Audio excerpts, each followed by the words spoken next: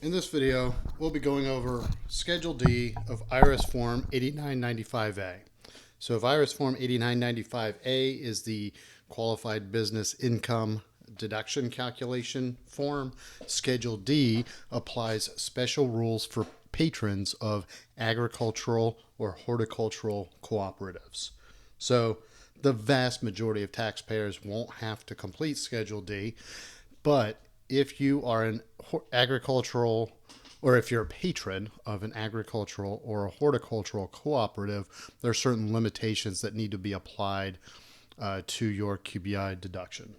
So, as it's defined by the IRS, a specified agricultural or horticultural cooperative is a co-op that markets or is engaged in the manufacturing, production, growth, or extraction of any agricultural or horticultural products to which Part 1 of Subchapter T applies. So, generally speaking, you don't need to worry about this unless you're in the agricultural or horticultural business. And in that case, this might apply to you. So, from reading this Schedule D and the form instructions, what you would need to do is complete Schedule D prior to completing Schedule A if Schedule A applies to you.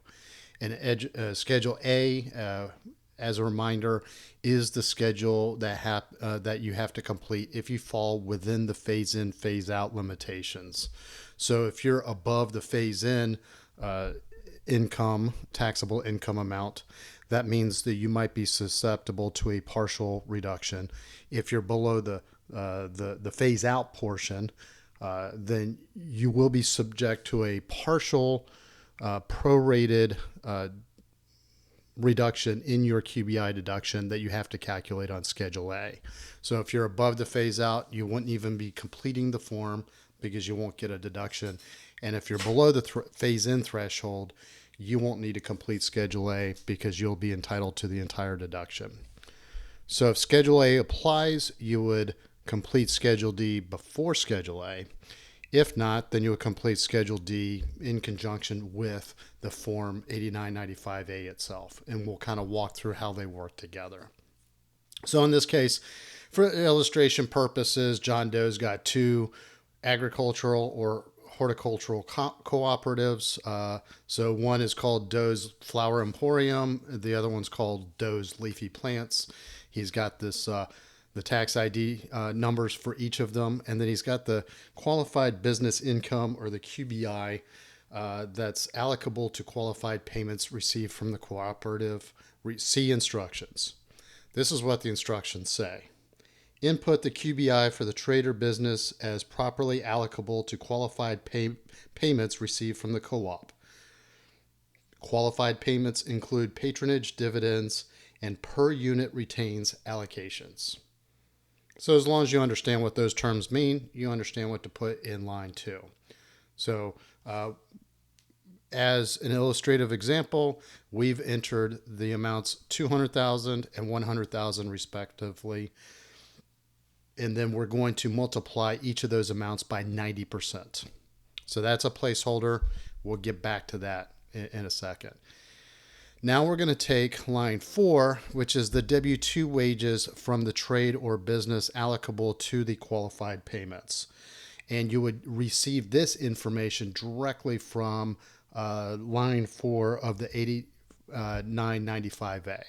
So I've got a copy of 8995A.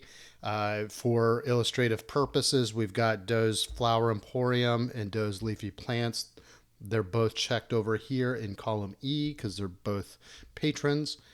And then we've got amounts reported in line 4 respectively. So $75,000 and $50,000. Again, no basis in reality. These are just illustrative examples so that you can visualize how this information's entered on the form. So we take the $75,000 and the $50,000. I just wanted to double check that real quick. And we're going to multiply those amounts by 50%. Those are the calculations.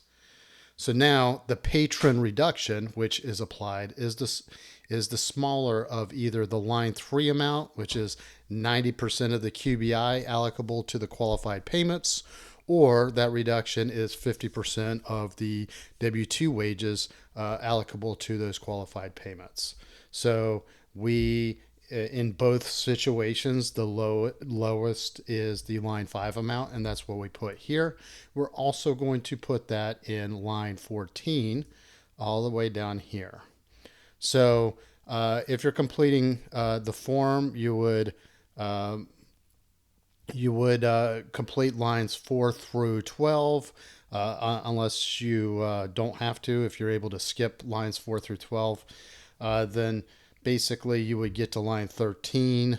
You would enter that line 3 amount here, and then now you're applying this patron reduction, and then you're going to subtract this from the line 13 amount. So let's imagine that this was $100,000. Oops, extra zero there. And then this one was, let's just say this was $100,000 too. Again, I'm pulling these numbers out of thin air, but those numbers would be calculated here. We're applying the patron reduction, and then we're making the difference. That's going to be the QBI component for the calculation of this form. And then we would add the total here in line 16. So that ends up being 100 and see, right? And then now we've completed part 2, and then we're on to the rest of the form. So that's how you would complete Schedule D of IRS Form 8995A. So that's it for our video.